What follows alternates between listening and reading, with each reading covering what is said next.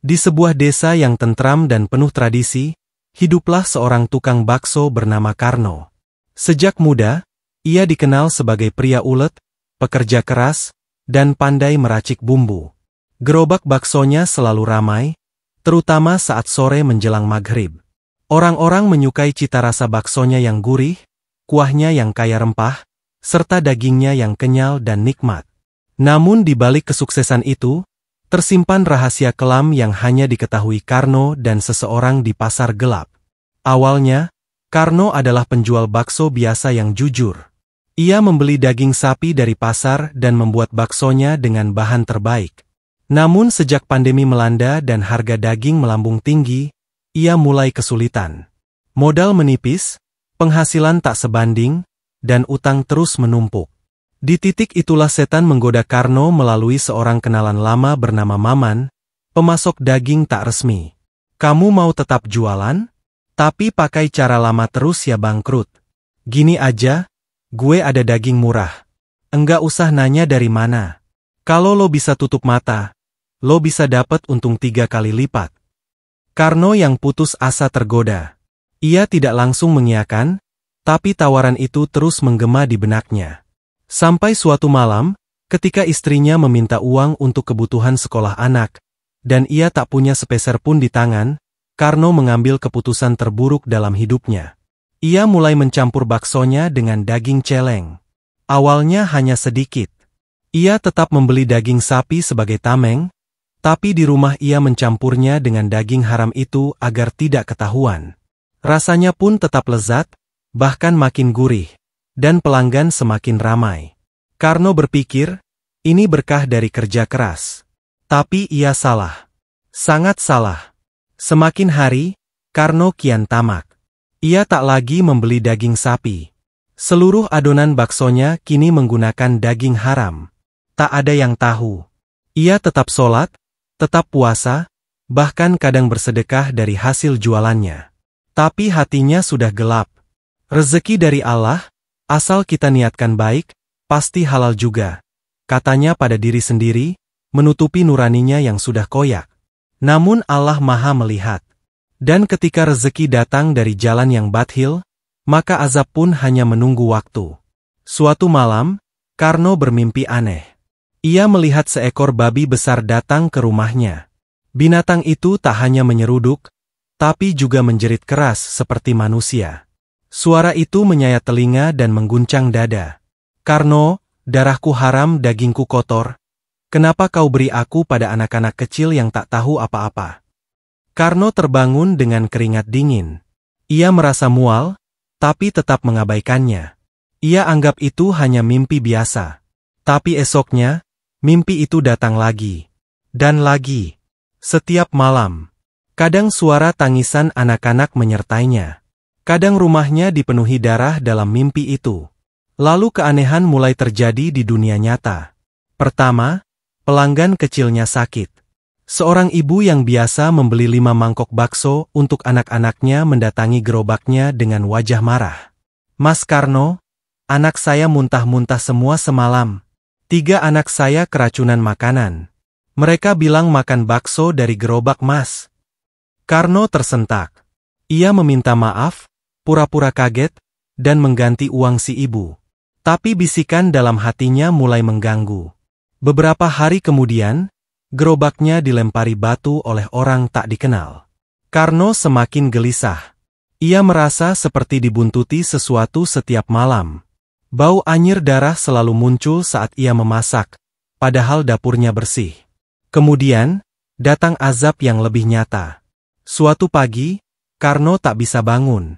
Kakinya lumpuh mendadak. Ia dilarikan ke rumah sakit oleh anak dan istrinya. Dokter bingung.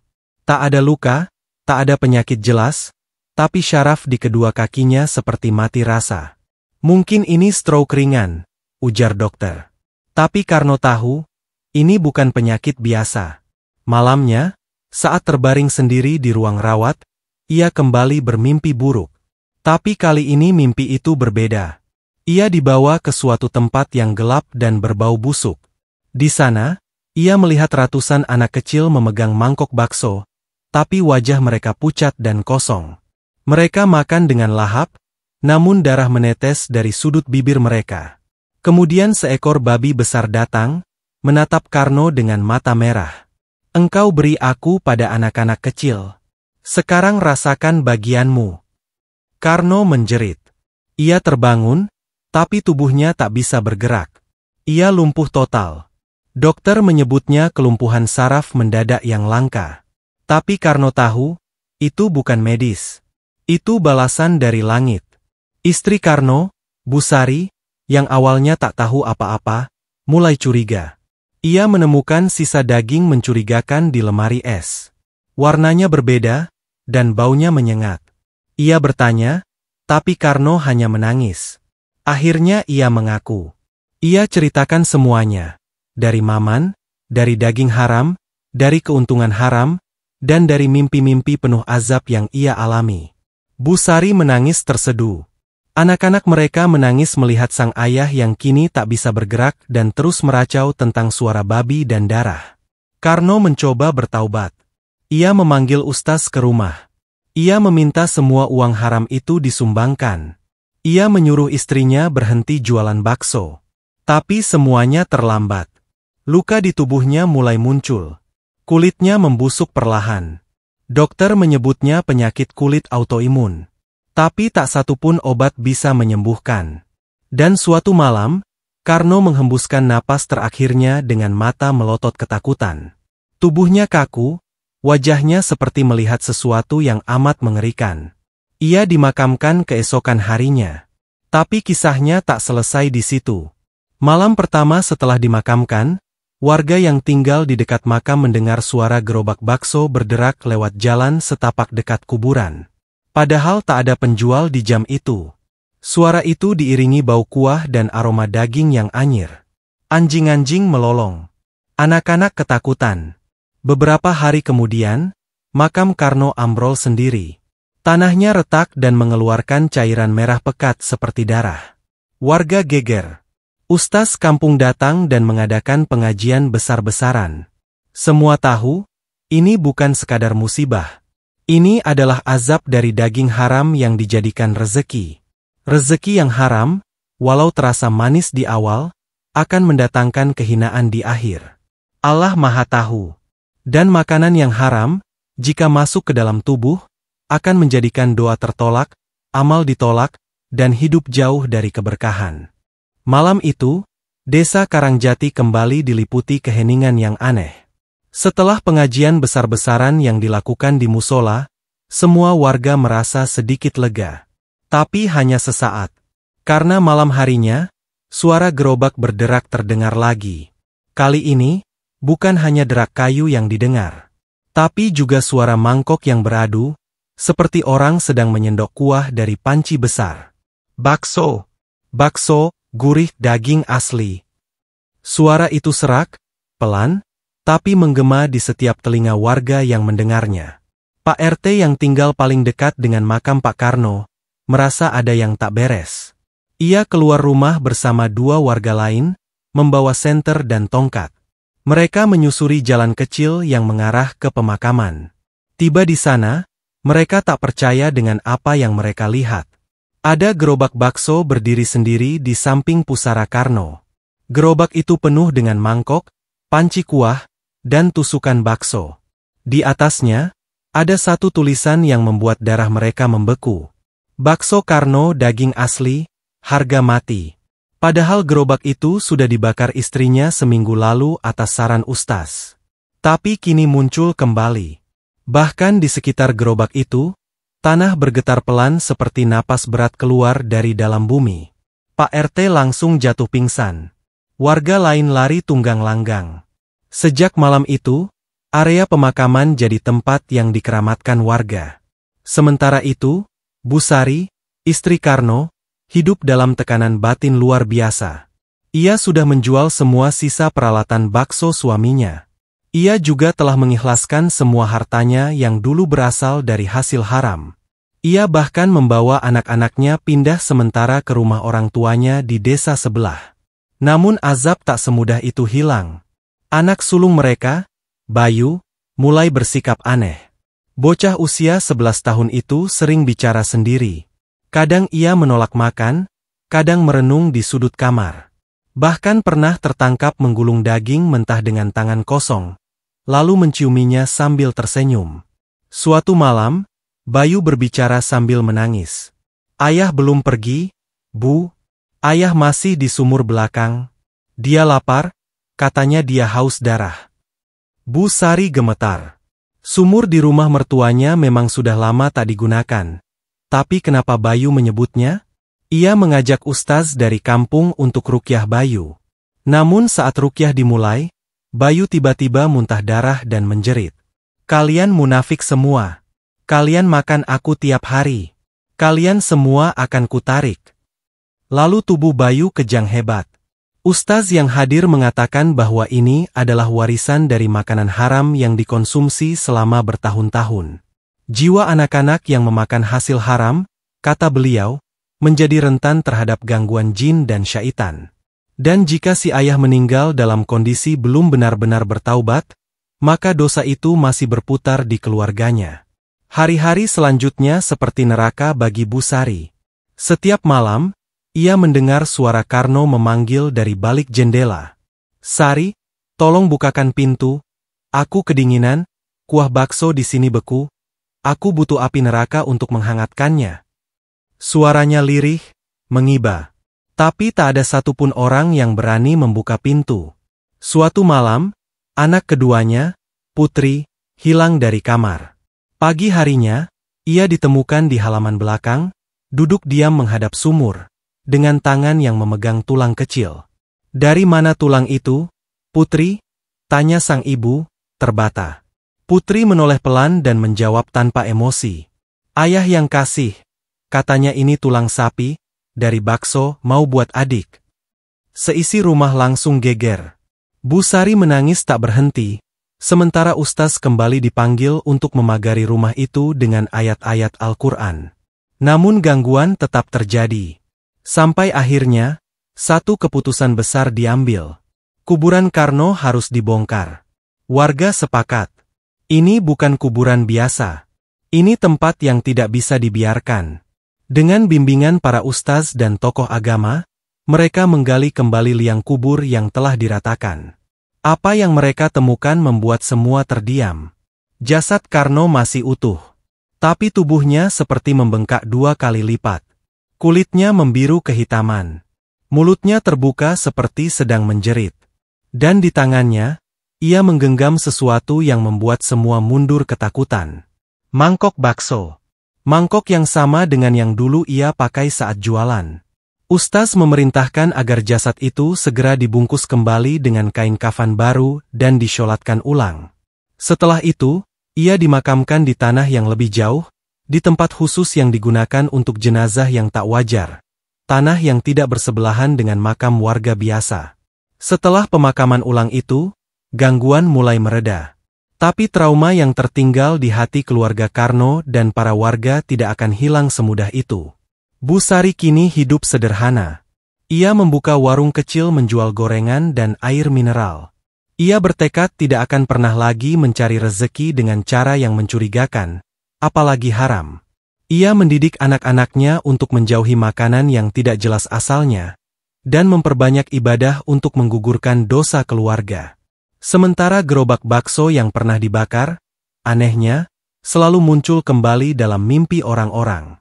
Bahkan ada satu warga yang bersumpah melihat gerobak itu lewat di depan rumahnya tengah malam, dengan bayangan seseorang yang tak berkaki mendorongnya perlahan sambil berkata, "Bakso daging asli."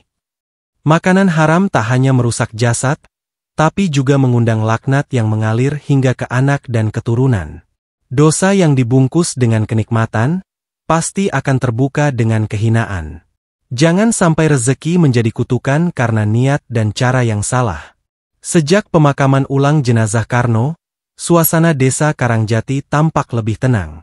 Namun itu hanya ilusi semu. Di balik keheningan malam, suara-suara aneh masih terdengar. Seakan arwah Karno belum menerima takdirnya. Apalagi, rahasia besar yang selama ini ditutupi perlahan mulai terkuak. Bu Sari, yang kini tinggal di rumah kecil pinggiran desa, mencoba bangkit. Ia membuka warung kecil di teras rumah, menjual gorengan dan teh manis. Namun setiap pelanggan yang datang, selalu memberikan tatapan curiga. Meskipun ia tak lagi menjual bakso, namun aroma masa lalu masih melekat erat pada dirinya. Namun yang paling membuat Busari risau adalah Bayu, anak sulungnya. Anak itu semakin aneh. Setiap malam, Bayu menggambar mangkuk, gerobak, dan sosok lelaki tanpa kepala di buku tulisnya. Ia pun sering terbangun tengah malam sambil tertawa lalu menjerit. Ayah pulang. Ayah pulang bawa daging segar. Daging anak kecil. Awalnya Busari mengira ini hanya trauma psikologis. Tapi malam demi malam, perilaku Bayu makin tak terkendali.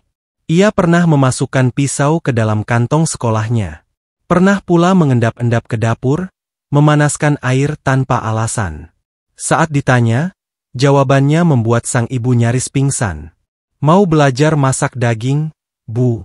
Kayak ayah. Tapi ayah bilang daging yang enak itu yang masih hidup. Puncak teror terjadi seminggu kemudian. Anak tetangga, Dina, gadis kecil umur 6 tahun, menghilang setelah maghrib. Ia terakhir terlihat bermain di sekitar rumah Busari. Seluruh warga mencari semalaman, menyisir sungai, kebun, dan semak-semak. Namun hasilnya nihil. Esok harinya, seekor anjing peliharaan warga menggonggong keras di belakang rumah Busari. Ketika warga mengecek, mereka menemukan lubang yang baru digali, berbau busuk menyengat. Dalam lubang itu, ada potongan pakaian milik Dina, bercampur tanah merah yang basah. Semua mata tertuju pada rumah Busari. Polisi desa turun tangan. Mereka menggeledah seluruh isi rumah, dan yang mereka temukan membuat semua menjerit histeris. Di bawah tempat tidur Bayu, tersembunyi ember berisi darah segar.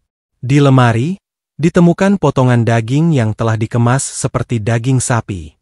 Bahkan ada tulang kecil yang terbungkus kain putih, disimpan seperti barang berharga. Bayu ditangkap.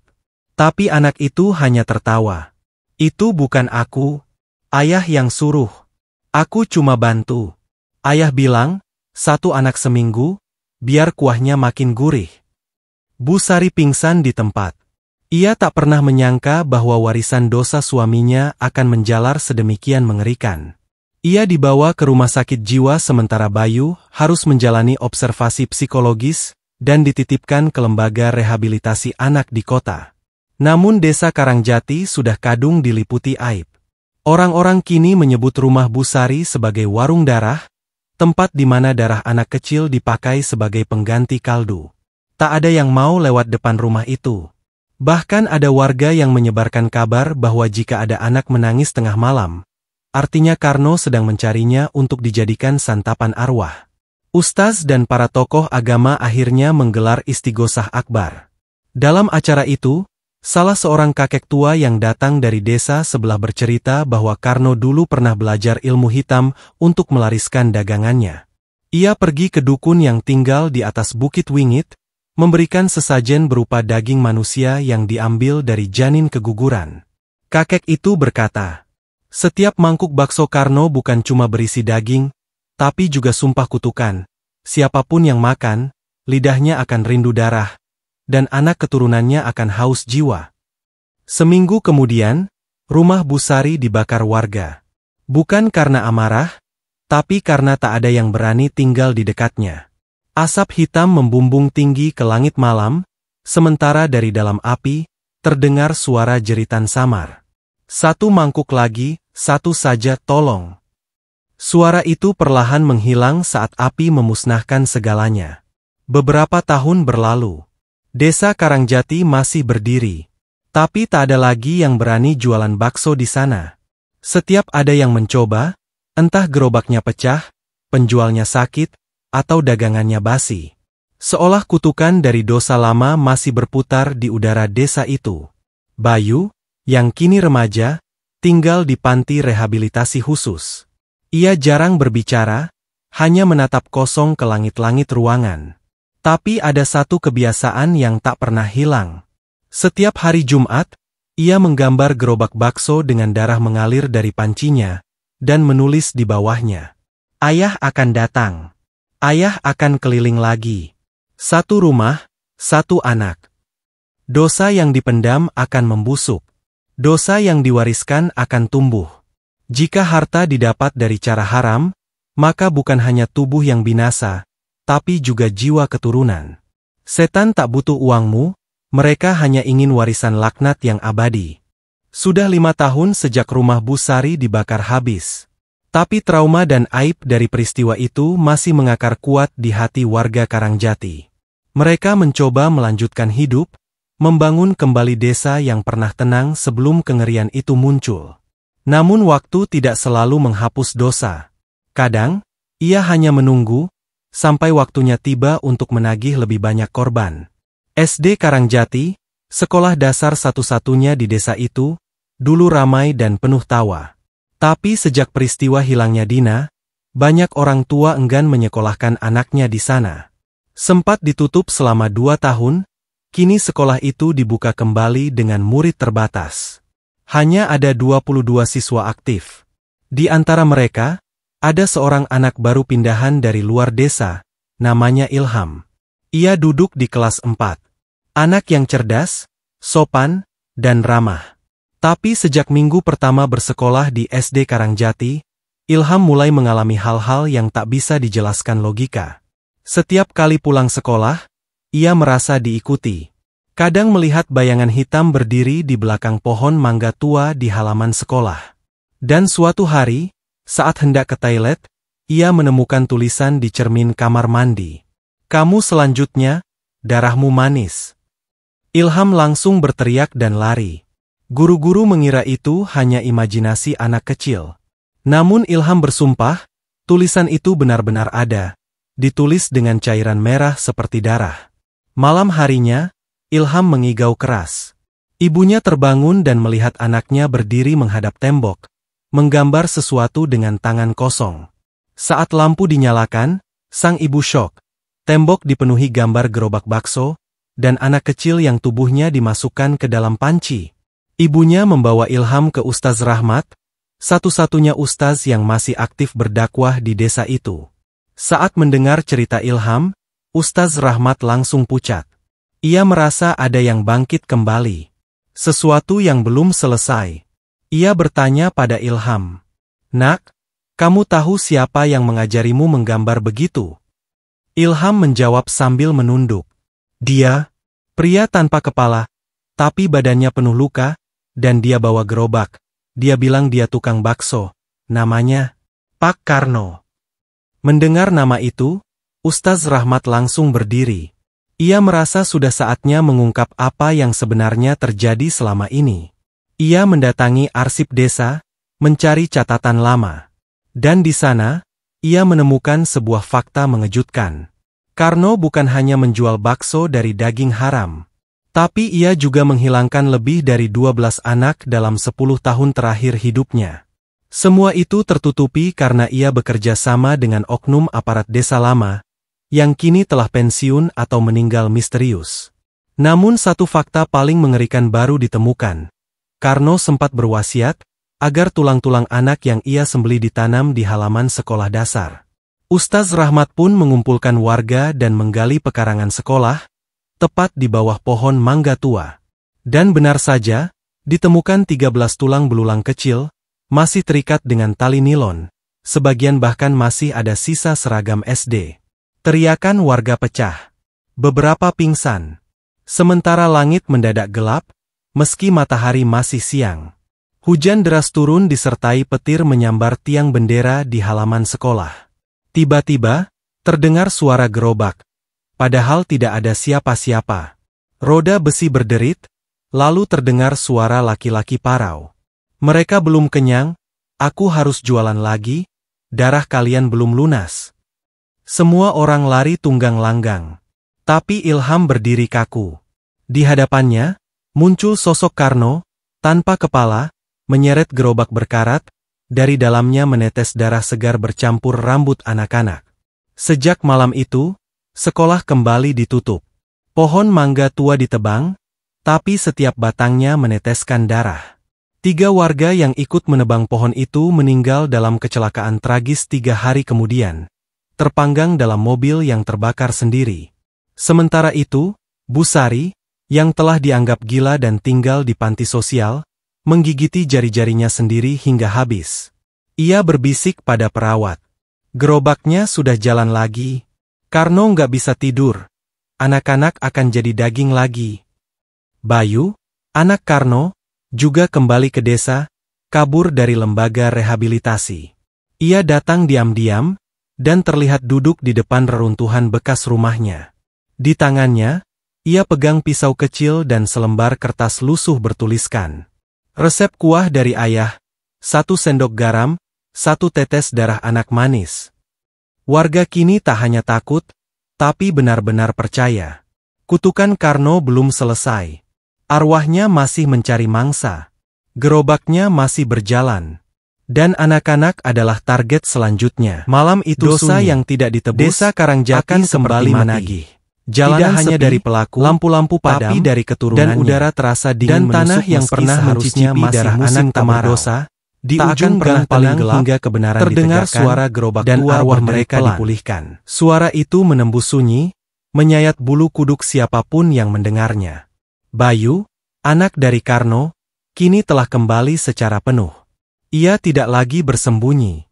Sejak malam ia ditemukan duduk di reruntuhan rumah lamanya. Beberapa warga melihat gerak-geriknya yang tak wajar. Ia sering bicara sendiri, tertawa pelan sambil memandangi langit kosong, atau menatap tajam anak-anak kecil yang lewat di dekatnya. Puncaknya terjadi pada malam Jumat Kliwon, saat semua warga dikejutkan oleh kejadian di rumah Pak RW, yang baru saja dikaruniai bayi pertama. Sekitar pukul 2 dini hari, istri Pak RW terbangun karena mendengar suara tangisan bayinya berhenti mendadak. Saat ia bangun, ia melihat bayinya sudah tidak ada di box. Di lantai hanya ada bekas roda gerobak dan tetesan darah kecil menuju pintu depan. Pak RW dan istrinya berteriak histeris. Semua warga berkumpul. Namun jejak darah itu menghilang di ujung jalan, tepat di dekat bekas warung bakso Karno dulu. Dari kegelapan, terdengar suara lirih. 1 lagi, tinggal 12 lagi. Ustaz Rahmat yang ikut mencari langsung gemetar. Ia sadar ini bukan lagi sekadar urusan arwah penasaran. Bayu telah menjadi perantara kutukan Karno. Ia sudah mewarisi ilmu ayahnya, mungkin lebih jahat karena dipenuhi dendam dan gila. Dia membuat gerobak baru, ujar Ustaz Rahmat pada warga. Dan dia akan mengisi ulang kuah dengan darah 12 anak lain, sebagai tumbal agar arwah ayahnya bisa bangkit sepenuhnya. Warga panik. Semua mengurung anak-anak mereka di rumah. Tapi keesokan harinya, 2 anak lain juga hilang. Meninggalkan bekas kuah bakso berwarna merah di dekat sumur tua belakang sekolah.